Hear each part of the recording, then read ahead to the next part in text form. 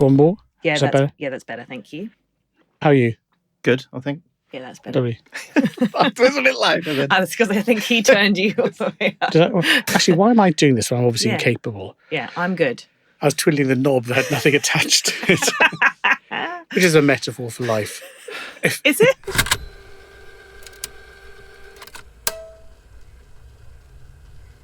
Hello, everyone. Welcome back to the studio.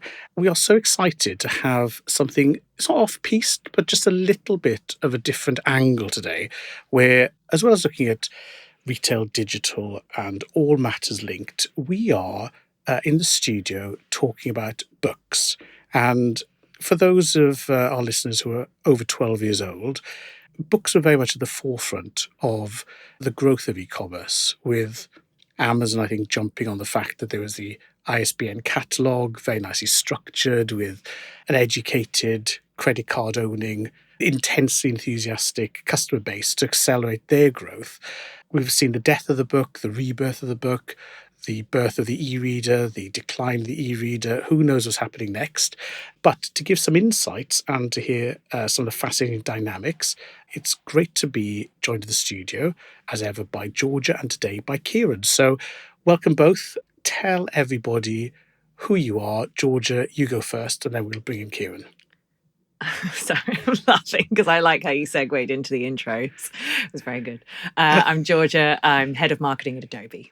Lovely. Kieron, tell everyone who you are. My name's Kieron and I'm digital director for Blackwells.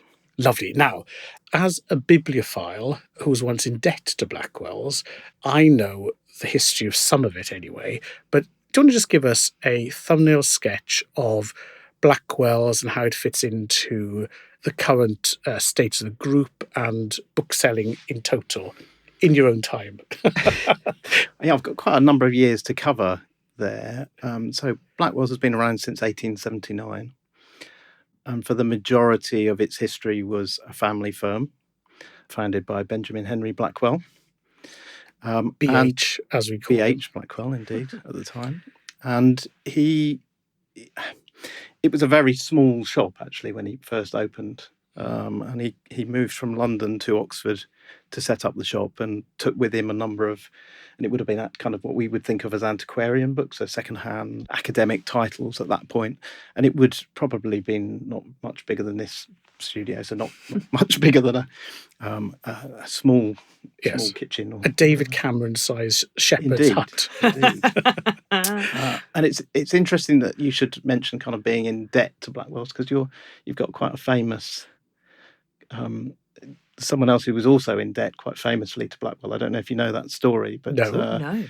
Well, after Benjamin Henry Blackwell became Basil Blackwell took over, so his son, who ran the business for a long time and also expanded from being just a bookseller to being a publisher as well. It was also the only bookseller ever to be knighted in the UK. But anyway, he was a young academic, owed Mr. Blackwell money at that point, which was a certain J.R.R. Tolkien. Wow. Really? And in order to settle his debt, he went to meet with him in Broad Street and said, I haven't got any cash. What I've done is I've written this poem in order to write off my debt. This sounds a bit sort of Magic Beans, isn't it? But in order to write off my debt. I'm just picturing Ian doing the same thing. Well, I wouldn't want to speculate as to how good your poetry is. And he'd written a poem called Goblin Feet. Yeah. F-E-A-T or F-W-T? F-E-E-T. Oh, right. Early bit of fetish poetry. But Basil Blackwell agreed, and it was published by Blackwells, which was the first publication of J.R.R. Tolkien. Oh, wow. So debts story. can be settled in interesting ways there. Damn, I just had to check. But, so boring. I know. So the group expanded from just being Oxford, which is still its probably largest shop, and like many other booksellers, absorbed a few others. So James Thynne in Scotland, for example, and became known mostly for its academic bookselling. And if we pause there, this is towards the latter part of the last century, when books were very much integral both to culture and leisure and to academia. So I think people may not realise just how big a deal these specialist publishers were then. Yes, no, absolutely. And it kind of mirrored the growth in the university sector and universities becoming something that the majority of the population could take part in, actually. And at that point, it was a case that you were given, I mean, I'm sort of showing my age now because I remember this as well, that, you were given a reading list that you pored over before you went to university. And you thought, which ones can I go and buy? And you would try and read around that as well. You would read around your subject. And the subjects being covered at university were, broad cover of the humanities. And people would buy, this is like reminiscing about people buying history books and reading around English literature. And I mean, these are still quite big subjects in our universities, but they're far more vocational now and have moved away from kind of having these big publishers. The US has always been very different. You would be taught a course from a university textbook, and they famously updated them every year, and they will cost hundreds of dollars. Oh. I mean, we might moan about ours costing £30, £40, but $120+ would be standard, and you had to have that book. But they were interesting there, and you see this now. I'm jumping forward to say online learning, where if you looked at like English or history, you were given a broad curriculum and expected to go and explore. Yeah. Whereas in the American system, and now whether you're doing an online course, it'll say there are 7 modules. They go from this page to that. Here are the subheadings, the titles, the contents. So it's very much more sort of a corpus of start to finish. This is the quantum of learning you're going to get. So in many ways, that approach anticipated the growth in structured online learning as well. Yes, and I think, there's a kind of commercialisation of universities within that's played quite a heavy part as well, I think, rather than purely a distance learning opportunity. So, lawyers and medics will often access significant online databases, for example, rather than it being a static textbook, and that's probably for the better for us all in terms of that knowledge, but it's a different learning process, definitely. So there we are, back in the last century when the university sectors were changing, but also the leisure experience of consumers was changing, with bookshops, having sofas and becoming poshed up a bit. So I'm not sure if I've conflated 20 years into a sentence there, but there was a growth in bookshops. There was. There were what we referred to at the time as category killers, which were really, really big bookshops, mostly sort of the US retailers coming in. So people like Borders, for example, who opened a huge shop on Oxford Street. And it was almost that they were trying to get every single book in print in those shops. And that the kind of strange death of these category killers was, of course, the arrival of the internet, where and just the categories looked. Just before, I've just a flashback. I remember when I moved to London, you could walk down Charing Cross Road, and as you headed south from Centre Point, you would pass on your left to Borders, on your right was, I think, a Blackwells, then a Waterstones, then you had Foyles, then you had all the specialist photography and art bookshops on Charing Cross Road. And then if you hadn't lost the will to live and you crossed the river, you got to the South Bank, where there were yet more bookshops. So there was a time when, books were like the vape shops of... Oh dear. All those American sweets. American sweets is what I think you mean. I think I might get my coat.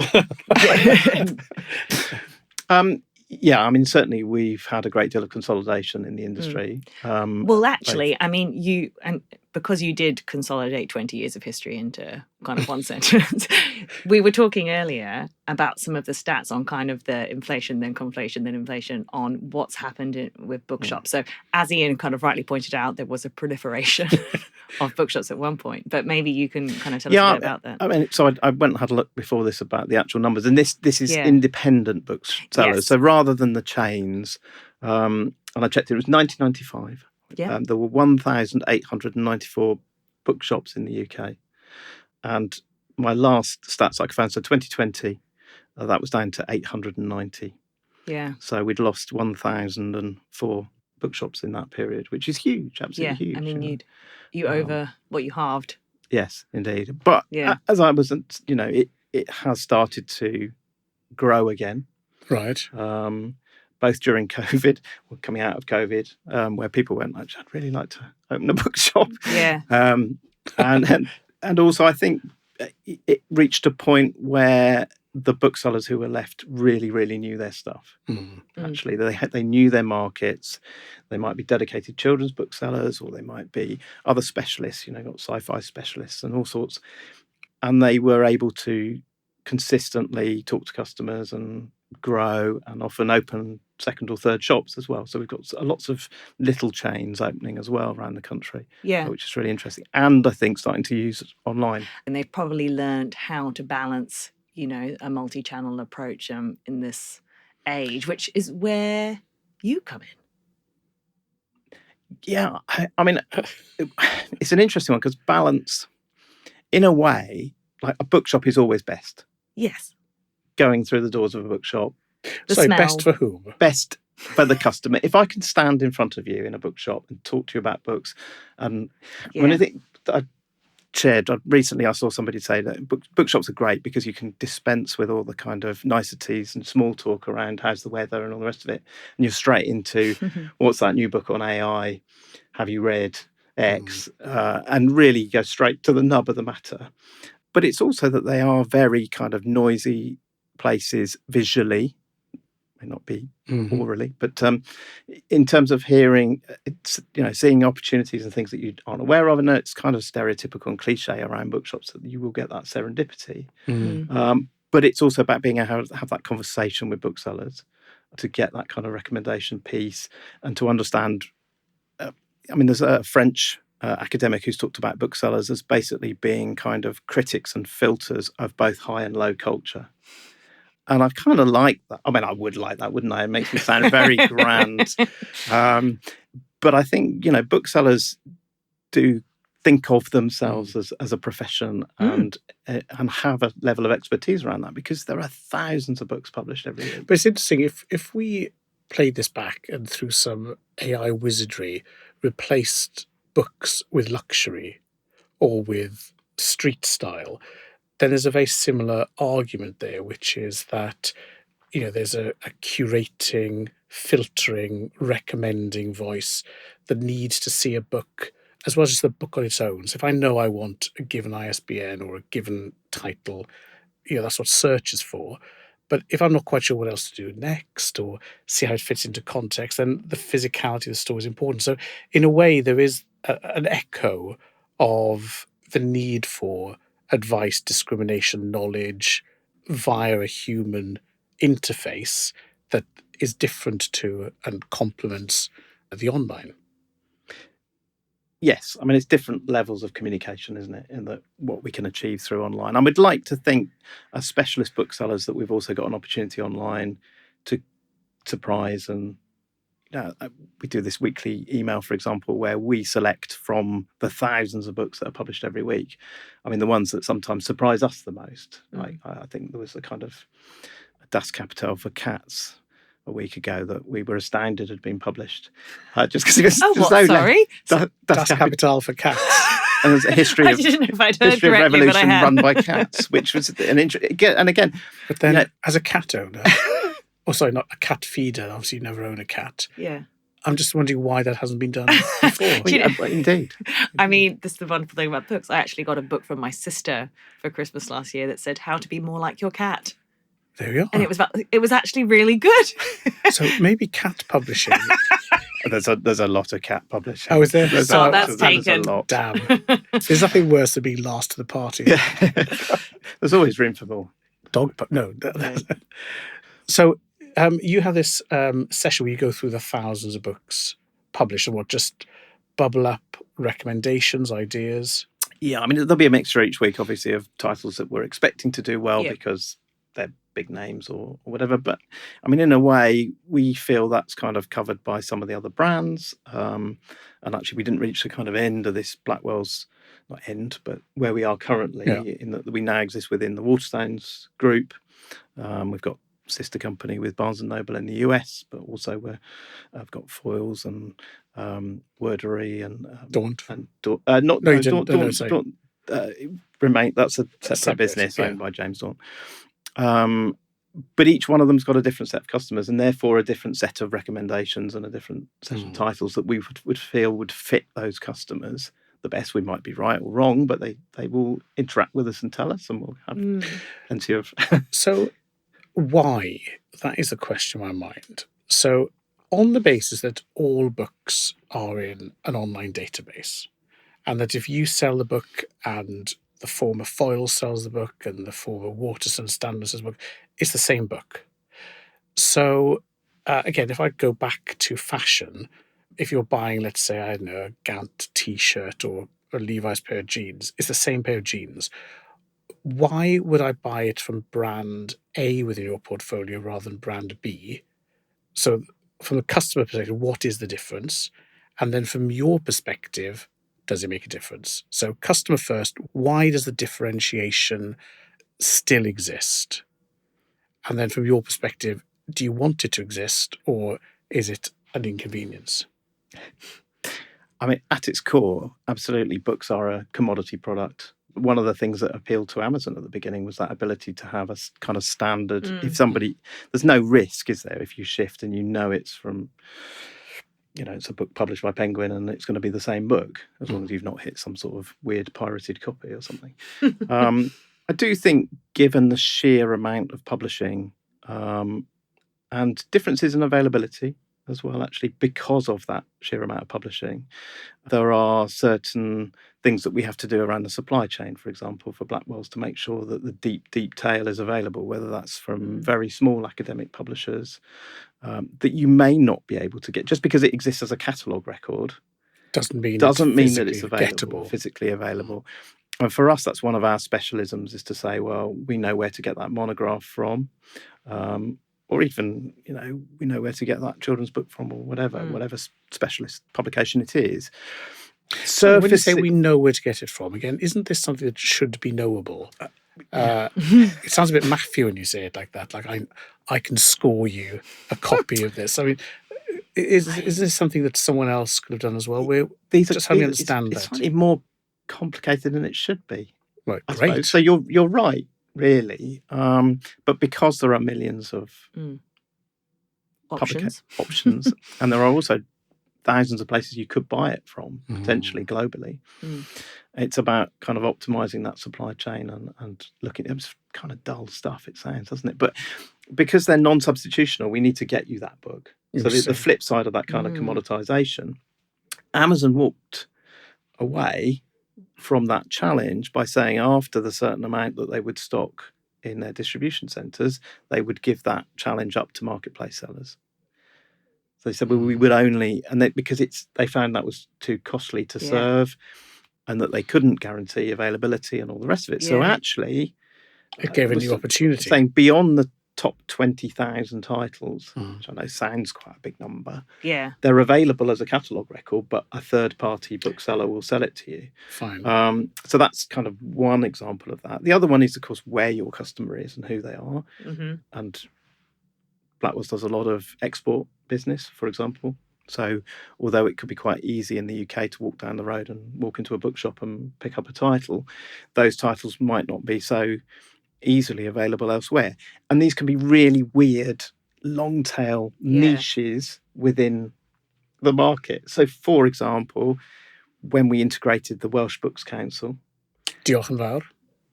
Those Welsh titles, not really a big market in the UK because they're easy to get hold of. How dare you? You can go and buy them in a Welsh bookshop. Yeah. Sending them to Patagonia has got more of a market. Yeah. Because they're not there.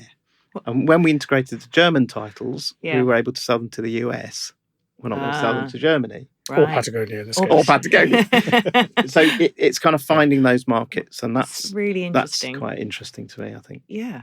So I was educated in Welsh. Dwi'n siarad Cymraeg hefyd, so I'm a Welsh speaker.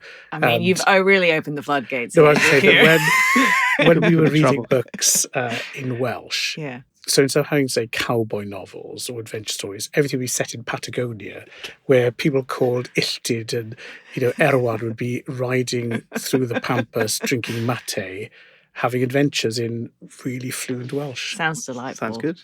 Anyway, so just cut the cord, bring me back to reality. Just quickly, you said You said both deep tail and long tail. Are those synonyms, or is there a new form of long tail that's deeper than we'd thought? I think it gets deeper every. I think it's gone beyond. Chris Anderson's mind would be blown, showing my age slightly there, but who wrote a book? He was editor of Wired, I think, in the 1990s. Talking about how important the long tail was going to be for the internet, and all the rest of the internet's kind of forgotten about this now. But I'm still ploughing away. But every time we add another supplier or another, the kind of challenge that we've got there is about making sure now that these are definitely the sort of, when I say the sort of books, I'm not talking in a judgmental manner. I'm talking about the kind of problems that the big platforms have got around what Cory Doctorow has called enshittification. Yes. I'll put a link into that article, actually. It's a very good piece. So, for example, it's quite easy for print-on-demand operators, not necessarily even publishers, to kind of go and strip stuff off Wikipedia and then just produce a book or get AI to write a book, make it available. Yeah. And these are not books that you would really think of as books. You would think of them as nonsense primarily. Or just search results. Exactly. Yeah. So it just muddies everything and it makes it even harder. And I think for me, that's actually a bigger opportunity. It's a new opportunity for booksellers to do stuff really well. Yeah. Because you want to make sure that you're going to buy something that's what you're after. So just focusing back then on the different brands as your sort of experience, stimulus, moderation way into this enormous quantity of books.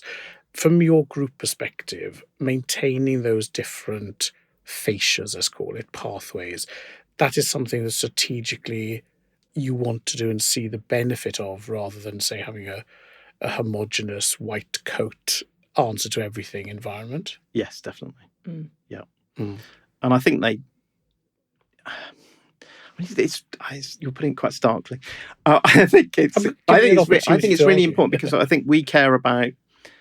We all care about books, actually, which makes the kind of combined entity work really well, because we all still care about books and we all say we're booksellers and we all share that. And actually, culturally, that's really helpful because it's unlike other kind of acquisitions where you're kind of, there might be very many differences about what you're trying to do, but we still want to sell books. We still want to we get excited about books. But we know we've got slightly different customers. Yeah. And the same goes for kind of metropolitan foils and all the rest of it. So, and I think we surface different books in those brands, which is why it's still worth it. So that's surfacing. There's a little digital twitch going on now that says, oh, hang on, shouldn't we now be talking about AI-powered recommendation engines that can look across these gabillion titles and read the minds of the customer and then surface the most relevant / profitable / whatever. Why do you still need a bookseller? We recently did a challenge where we asked ChatGPT to give recommendations for certain questions, and then we posed those same questions to booksellers. Oh. I mean, obviously we were doing it, so we were slightly biased here. Now, what we found two weird, actually, one very weird thing, which the booksellers didn't do, is that the AI made up some books, which we don't do that because it's heavily hallucinating. And they sounded very plausible, but they did not exist. And we were able to verify that. But ignoring that, and that's probably a temporary thing. Yeah. The recommendations were fine, but they were boring.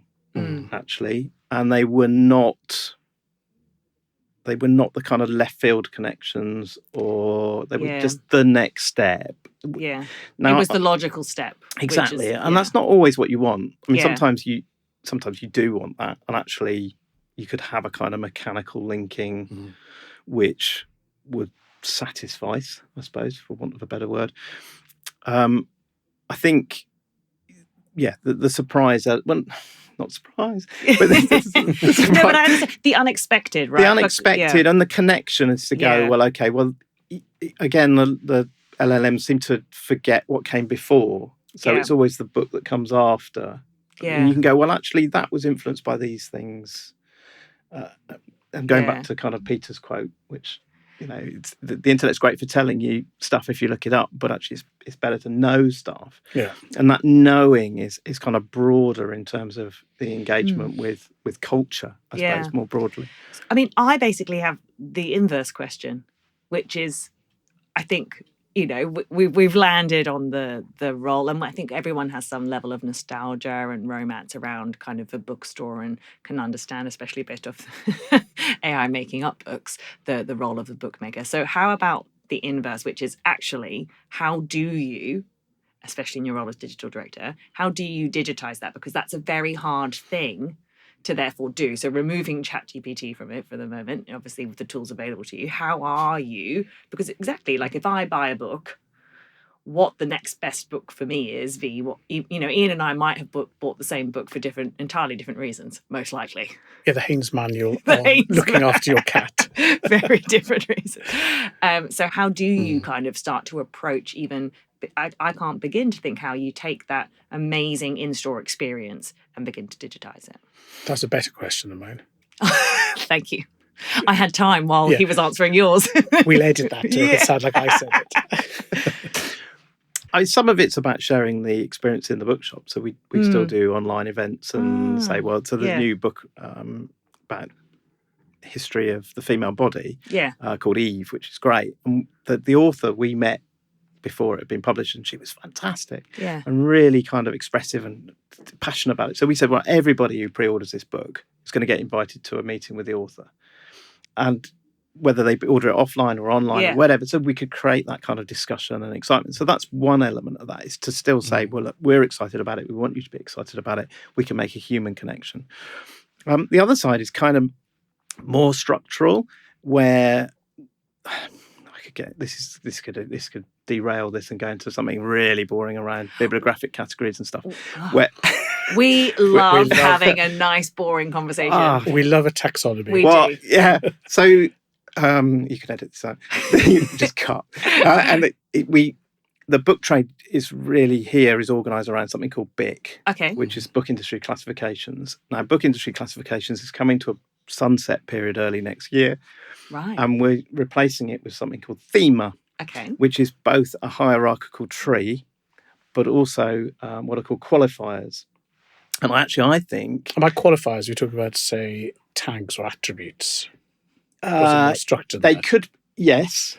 It could also be that there was a principal character, whether that be a fictional one or a non-fiction or an actual person. Or it could be age groups. It could be And would themes. the character be someone like, let's say, Jason Bourne, who inhabits several books? Yes, because you could have different authors there, or you could have Napoleon. Yes, heard of him. For example, there's been a couple of books published since he died, apparently. But what's interesting about it is that's going back, I think, to leaning into that long tail of niches. Right. So if you're, say, interested in the history of East Germany, but you're not just interested in that classification tree where you end up in history, end up in Germany, end up in Germany, 1945 East, to 1989. Now, you might say, well, if one of your qualifiers is East Germany, you're interested in philosophy, you're interested in plays, you're interested in fiction that came out of East Germany. So I think some of our role as booksellers is to really work with publishers to help surface some of these. Fine. So diversity and inclusion, for example, if you wanted to find books with a character who has Down syndrome in, you'd be really hard pressed to do that. And certainly the large language models could not answer that. But actually, if we work with publishers and other booksellers to kind of use that as a qualifier, you can start to say, well, actually, I could get books with these characters, or I could get a book that's of special interest, because it's aimed at adults, but it's aimed at adults who have got a learning disability. That drive in that process, I imagine you, just to your point, identify gaps. And does that then drive kind of awareness to the publishers on kind of where you may or may not? Yeah, because actually a lot of this stuff is not very visible to publishers, because they'll go, oh, okay, well, that's a whole new market I never even thought of for this book. And that's our role. Everyone is now rushing. It's the volume of that and the opportunity of that is really fascinating. Now, you could potentially, before you shut me up, you could potentially use AI to help create some of those qualifiers, because if it could trawl through some of that text, it could do some of the heavy lifting. Because that is like a major learning set. Yes, exactly. Yeah. As long as we trust it not to make stuff up. But what you've pointed out there is interesting because it's not static. So a lot of the old taxonomies would last forever because of the way they were sort of linear in their sort of levels. But what you're talking about here is if you take something like diversity, if you said diversity in 1980, it meant something different. If you said it in 1900, it meant something different. So there are going to be new attitudes, ideas, inventions, social constructs that mean you have to keep going back, adding, amending, etc. So who gets to do that? So in the old BIC days, it was a top-down, controlled classification. You're now talking about knowledgeable people, culturally aware, skipping through these vast databases. Can they amend it? What's the process for sort of mapping, if you like, that organic change of, it's a cultural map, really. Yeah. In the first instance, it's going to be publishers. And we can edit any of that data. I'm proselytizing. That's a terribly difficult word to say on podcast. To publishers to get them to do that, so they can really envision what not existing within a hierarchical tree looks like, as well as it sitting in its sort of preferred categories. I think there is an exciting future where potentially, it would need some gatekeeping, but customers could also be involved in that, because they're going to see stuff as well. Yeah. So there is a potential democratization of the hierarchy there that appeals. Very interesting. I'm going to stop myself now. Every time I just show what a rubbish interviewer I am. Yeah. Sometimes it's forgetting to introduce people, but this time I realised we just dived in because we've just been chatting over lunch. We haven't even asked you what on earth your job is. Well, this is what I was attempting to do by bringing it back to the role of the digital, you see. And I said, how about you earlier? Like, I tried segueing it. What can I say? Some people just won't be taught. Can I say that? We've been talking about my role. I know. Just tell us in a sort of summary what it is you do and what your performance objectives are. Your KPIs. Can you give us your KPIs? This was oh dear. And then we'll tell you how you do it. It's gone south rather quickly. But George is very good at giving, post-event appraisals, as I know. Yeah, it's becoming on air now. That's it. Yeah, exactly. Yeah. Oh, dearie me. Yeah, D- Jindal. Carry on. Kieron. Well, we've been covering a lot of the things that I do, because I do think a lot about taxonomies and stuff. But on a practical day-to-day basis, I look after work with my colleagues in terms of software engineering, distribution, customer service. I've got an end-to-end ownership, luckily, so all the team works together in terms of that. And with me in terms of selling books. And we would say we were all booksellers. So. Yeah. I love that. That's so nice, isn't it? I love that. But actually, because I'm going to bring it back, because we got very excited and we went down taxonomies and hierarchies and the word tree as well, which was fantastic. But on bringing that experience, when you talked about kind of bringing the in-store experience and like meeting the reader and whatever, I was thinking a lot about, I had a chat recently who is, I'm going to get his title wrong, but I think he's the chief customer officer, I'm going to call him that, for Real Madrid. And he was talking a lot about how you create fandom globally with people that will probably never, ever come to a game. And how you kind of still create excitement and fans and digitize that. And it was really interesting because it was a lot of it quite simple when you think about it, but it's like, how can I watch that game in the best possible way? Or what are things that I can have that could connect me to that stadium experience? And I think that's a little bit about kind of where bookstores are trying to get to, right? It's they're fans of literature, and how do you... Yeah, it's very experiential. Yeah. I think that's kind of where retail wants to go. Yeah.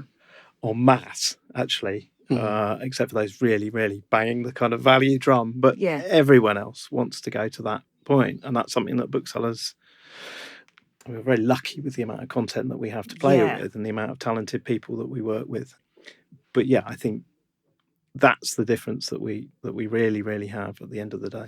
Yeah. And is that kind of a mandate for you, I guess, in your role? Is that something that you're kind of looking at over the next few years? Like, how do you increasingly do that? And I guess then even more interestingly, what does your experiential look like? To kind of Ian's earlier point, one of your brother or sisters, because you've got the same issue then again, don't you? Yeah, and some of that's about Yeah. kind of different authors for different brands. Yeah. And some of our partners there, not that you couldn't buy it from them, but Yeah. that you build up a particular relationship with them, and we become as like a talent agency. Well, I suppose I guess you quite are a little bit, aren't you? It's a you kind have of Messi, platform, someone else has Ronaldo. Yeah. Good football knowledge. That's it. I've peaked there.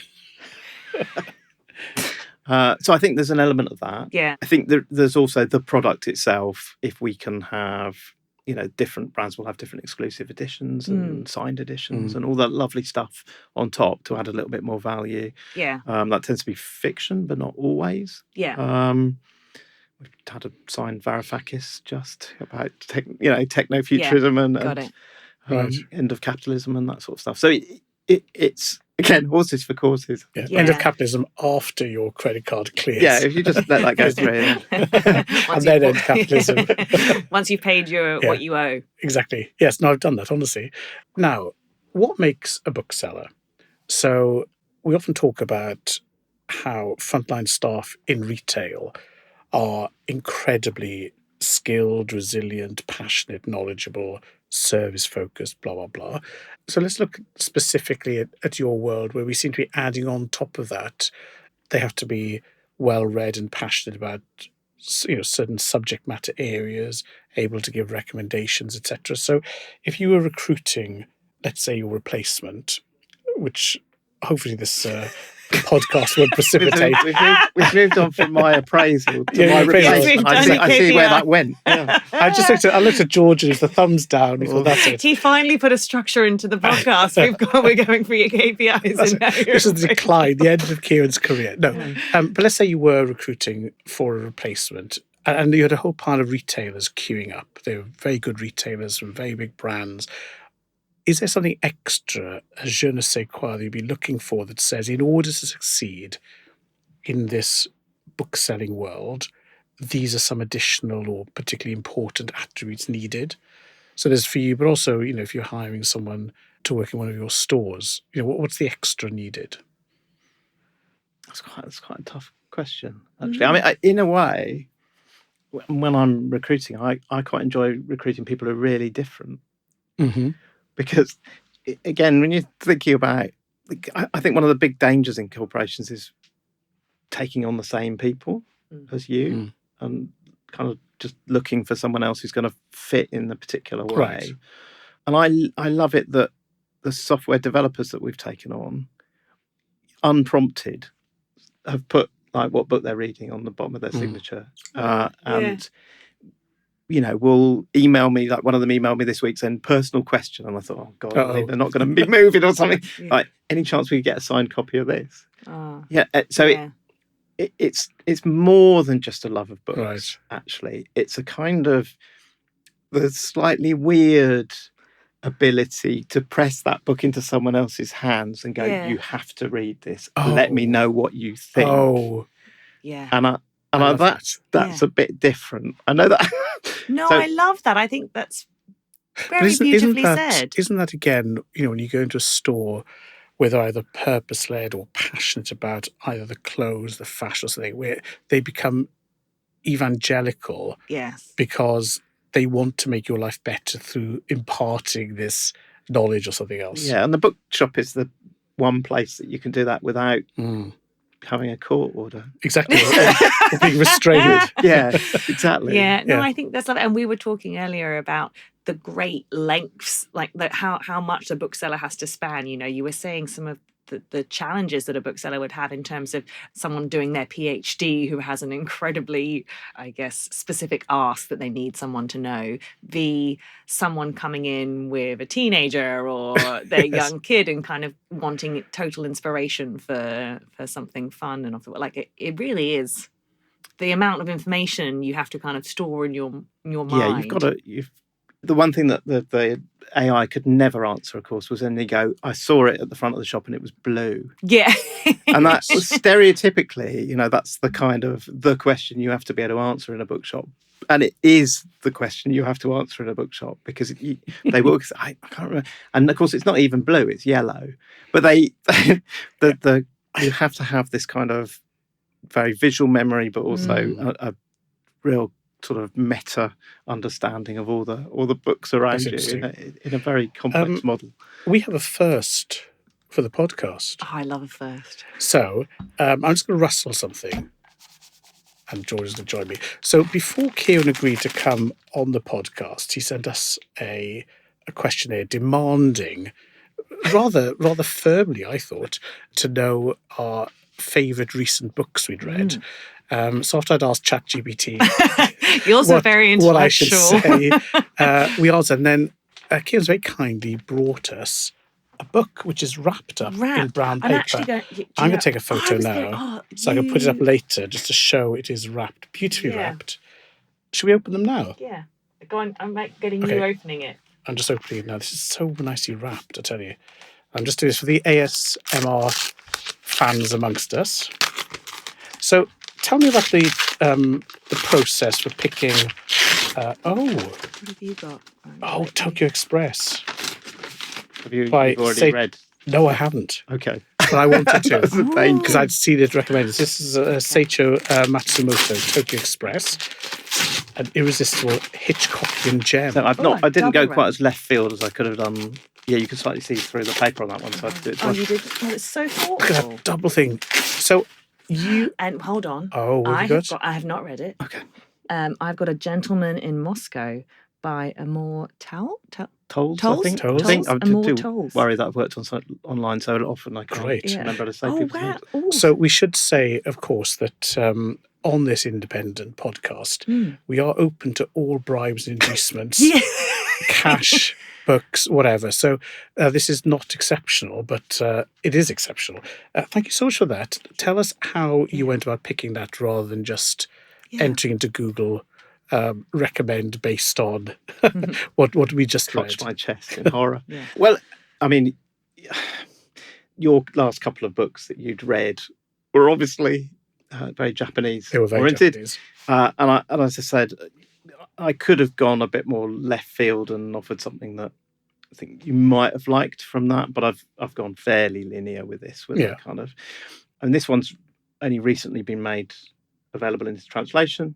I thought it might appeal because it's a kind of, it's a mystery where a couple are found dead with really rosy cheeks, and everyone thinks it's some sort of suicide pact, but there's a detective who thinks it's not. We'll have to swap after. Although I'll finish mine before yours, because yours is about 400 times the size of mine. Well, you also said you were very busy reading other things. So I thought a short book might appeal. And also it's got trains in it. So yes. I felt that might appeal as well.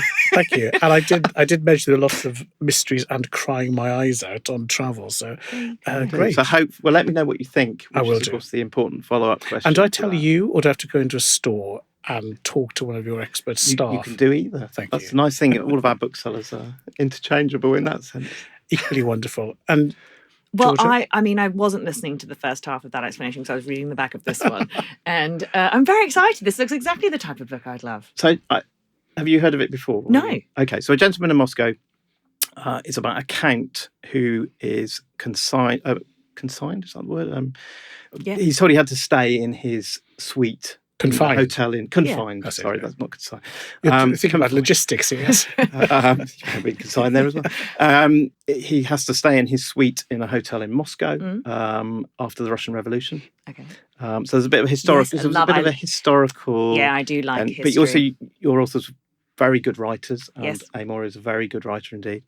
The only reason he's not executed after the Russian Revolution is that he's penned this anti-Tsarist poem, which the Bolsheviks think, great, this is fiction, by the way, it's not, think that he should be let off, but he has to stay in this hotel. And this is where kind of the book kicks off, and each chapter is a doubling of time So it's also got a kind of Yes. structural interest, which Nice. kind I of do- the Donna Tartt Yes. stuff as well sometimes weaves in.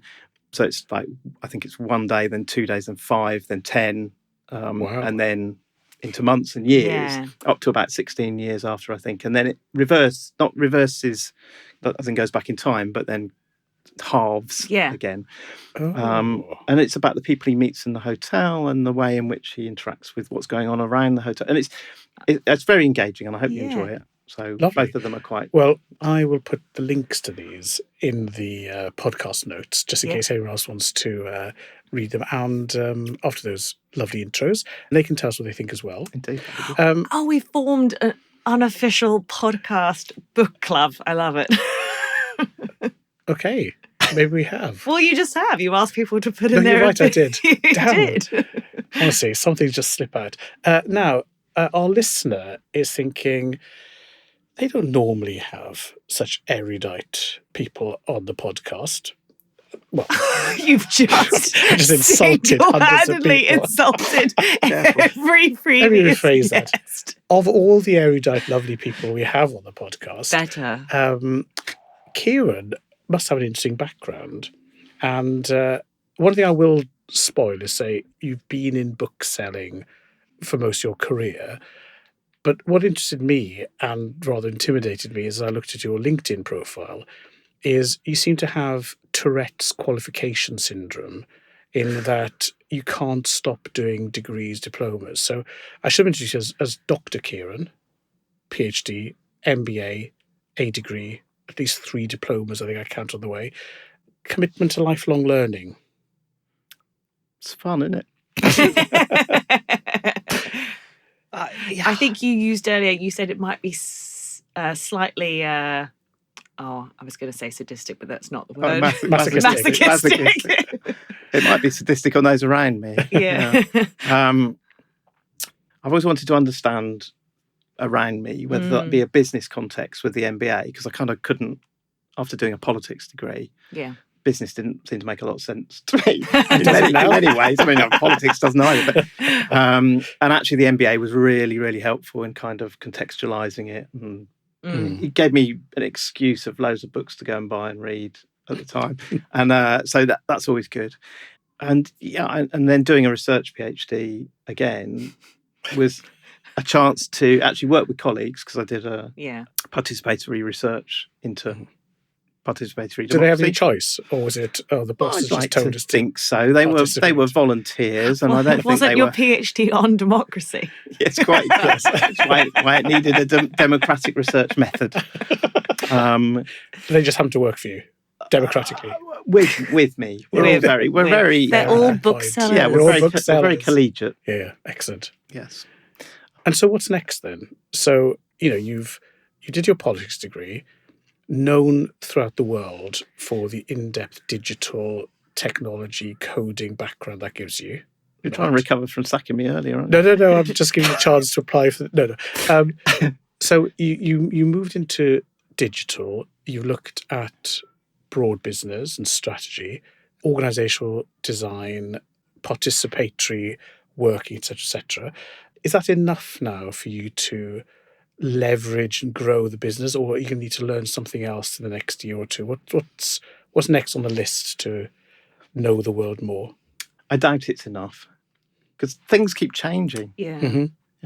It's a lot of the things in the PhD that are really good are ways to think about information and ways to kind of work with colleagues to understand the world around us, because it's kind of taking that micro model and then looking at things more broadly to try to work out what's changing around us and what's happening, and especially in retail, where there's a huge amount of infrastructural change going on. Technology doesn't slow down, No. as we know. It's a cliche in itself. And again, it's a useful model of kind of stepping back and then looking at stuff and trying to work out what's happening.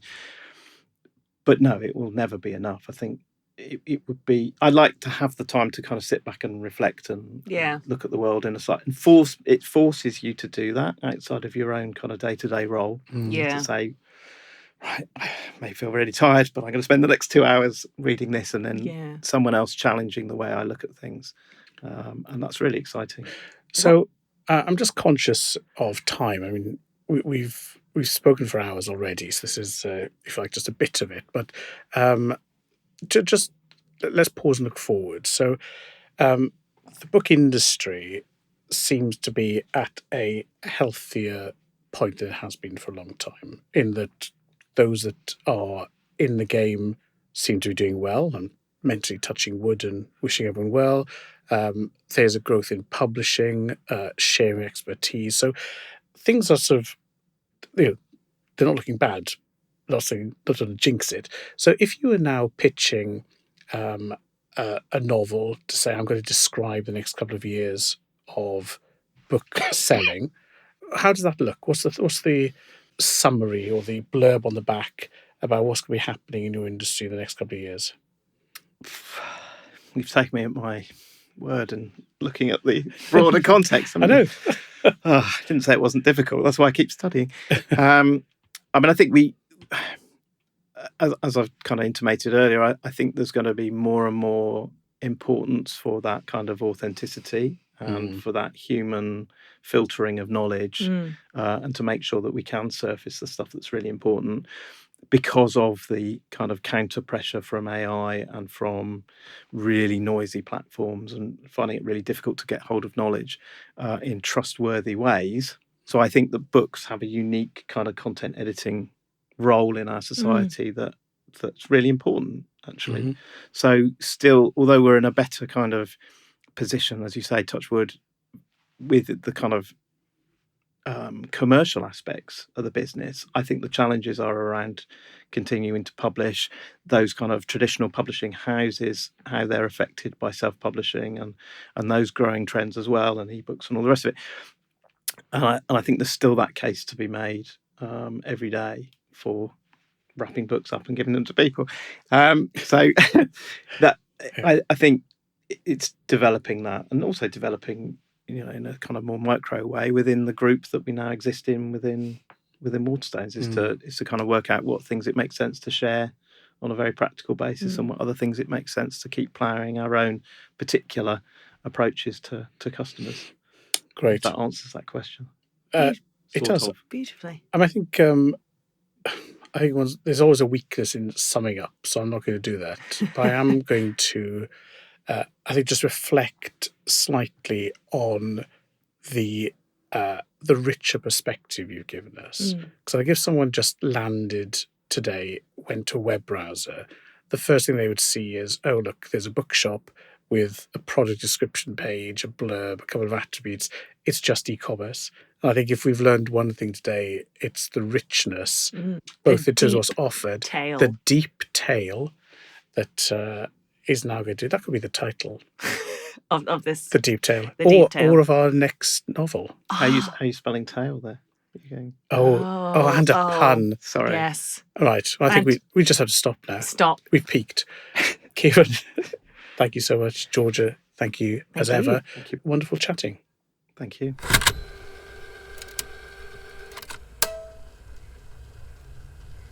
Have you ever noticed that you only get invited to dinner once? I wouldn't invite you. And you never get invited back.